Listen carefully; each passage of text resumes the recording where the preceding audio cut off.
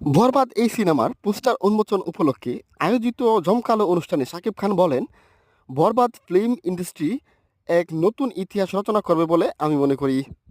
এছাড়াও বরবাদের সিনেমায় একটি আইটেম গান রয়েছে, যেখানে পারফিউম করেছেন পশ্চিমবঙ্গের অভিনেত্রী নুসরাত জাহান। গানটির শুটিং মুম্বাই সম্পূর্ণ হয়েছে। শাকিব খান ও ইতি কাপল অভিনীত নতুন সিনেমায় বরবাদকে নিয়ে দর্শকের মনে ব্যাপক আগ্রহ সৃষ্টি হয়েছে।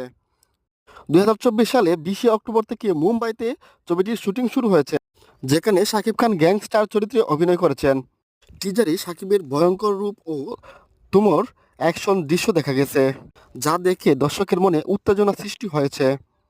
ইতি কাপল নিতু চরিত্রে এবং যিশু সেনগুপ্ত গুরুত্বপূর্ণ ভূমিকা রয়েছে সেখানে।